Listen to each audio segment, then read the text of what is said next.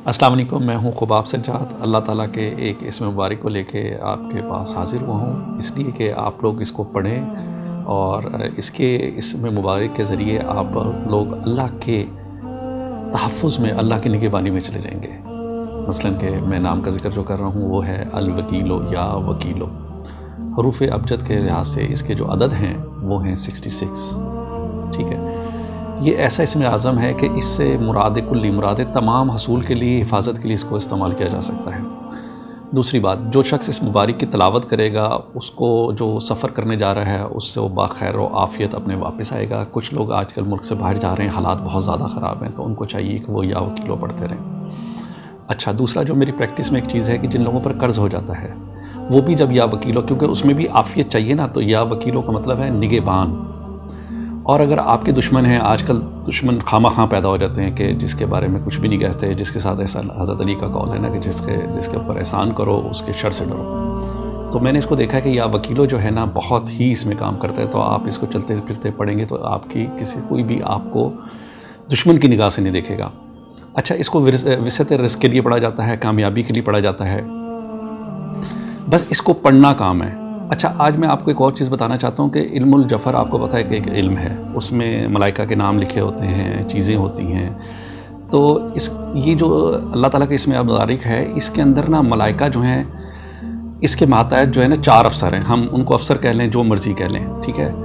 और इसके मुवक्किल जो हैं वो 66 हैं। आप इसको किसी भी सबब के लिए पढ़ सकते हैं, किसी भी तरीके से पढ़ सकते हैं, जिस तरह चाहते हैं इसको पढ़ें।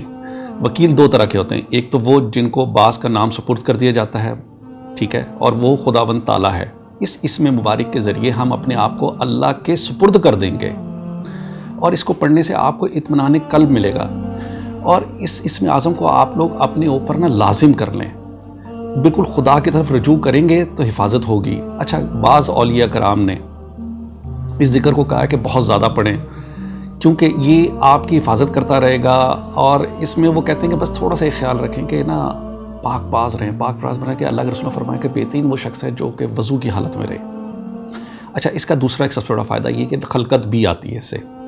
अच्छा, हज़रत अली अलैहिस्सलाम ने फरमाया है अगर कोई शख्स इस बात का ज़िक्र करेगा तो वो तमाम खौफ से बरी हो जाएगा, उसे किसी किस्म का खौफ नहीं होगा, मखलूक का, किसी भी चीज़ का।